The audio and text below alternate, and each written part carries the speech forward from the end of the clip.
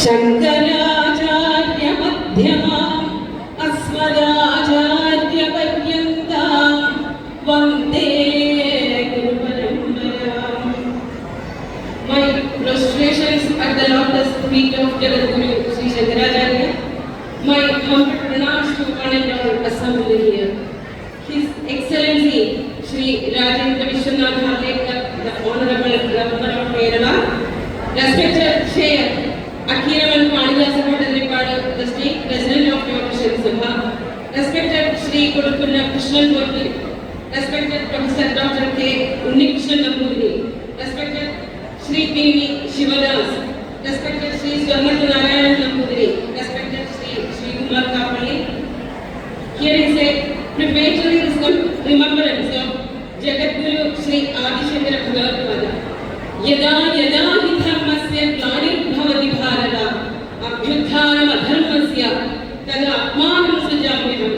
These are the words of Sri Krishna spoken as an assurance given to humanity at times when there is a decline in adherence to dharma.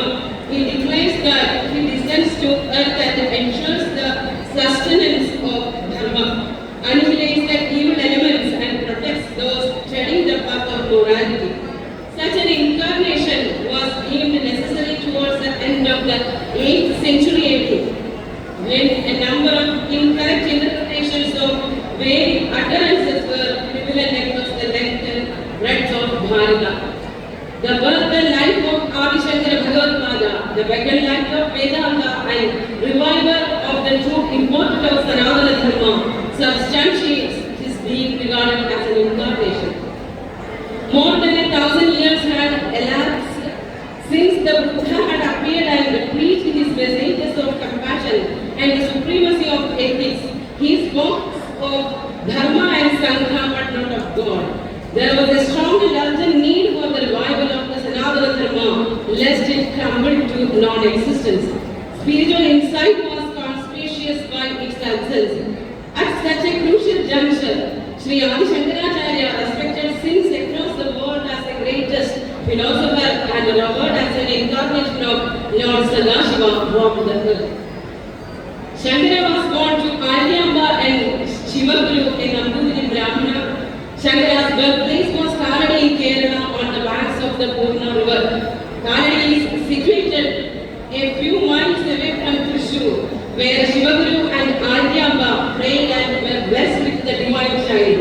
This event of the birth of Sri Shankara in 788 AD marked the beginning of the revival of the Vedic system. After education, getting permission to take sannyasa from his mother, Shankaracharya left Kaladi in search of his guru. He found his guru on the banks of the river Narmada in Govinda Bhagavad, disciple of the famous Gautamata. Highly pleased, Govinda Bhagavad imparted to Shankara the knowledge of Brahman through the 4 Mahavakyas. The great guru then taught Sri Shankara the Vedanta Sutras of Vyasa. Before long, Sri Shankara completed his formal studies under the Guru. Sri Govinda Bhagavad now asked his disciple to go to Varanasi.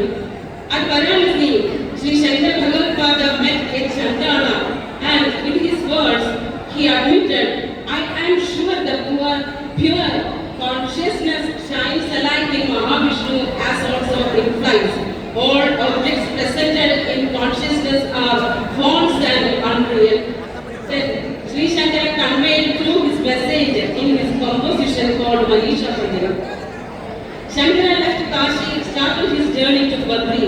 Reaching Badri, he had discussions with sages there and then the most profound commentary on Vedanta Sutras of Vyasa. It was during his stay in Badri that he wrote his commentaries on Gita, Upanishads and Brahma Sutra, which are the authorities on the Vedanta Shastras and are known as the Prasthantraya. The Bhashyas of Shankara are monumental works covering the importance of the Vedic teachings and supplemented with clear listening and lucid exposition. The system of Vedanta which Shankara propounded through these works is what is known as Advaita or non-dualism. Along the traveling, Shankara got for 3 disciples, Sureshwara, and Astamala. During this time, Acharya had an intuition that his mother was passing through her last days and Shankara wished parent. Sri Shankara, on Aryamba's request, he recited hymns on Shiva and Vishnu. Aryamba left her mortal coil with her mind absorbed in the Lord. Sri Shankaracharya's works are vast and diverse. They can be grouped mainly into philosophical commentaries, independent treatises, and devotional hymns.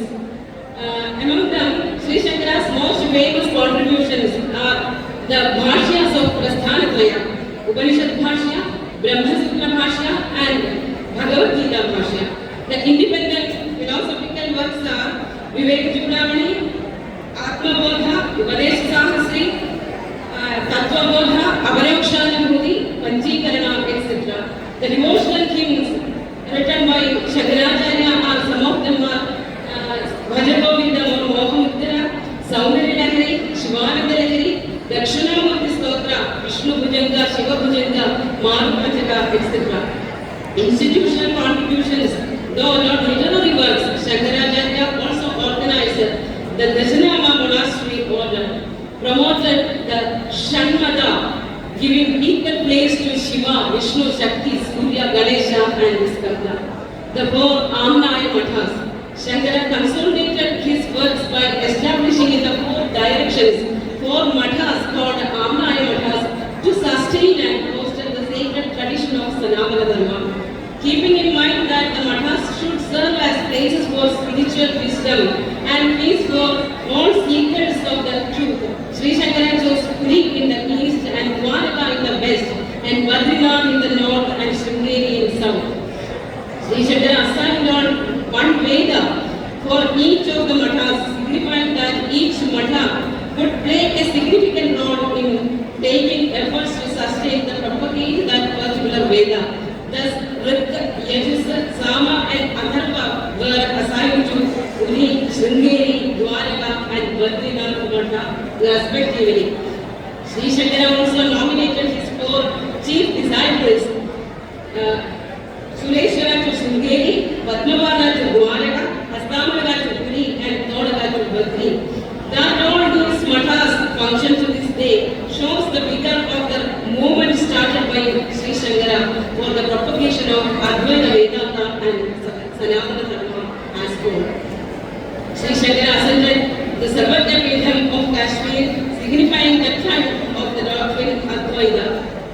It is Shankara's contribution to the stabilization of Sanatana Dharma in all its forms that remains today as a mark of his divine descent.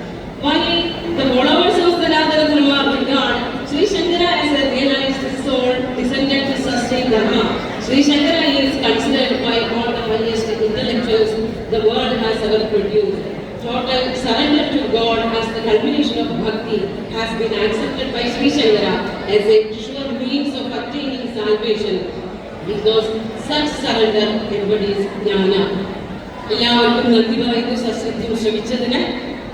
Pranams to all. Thank you.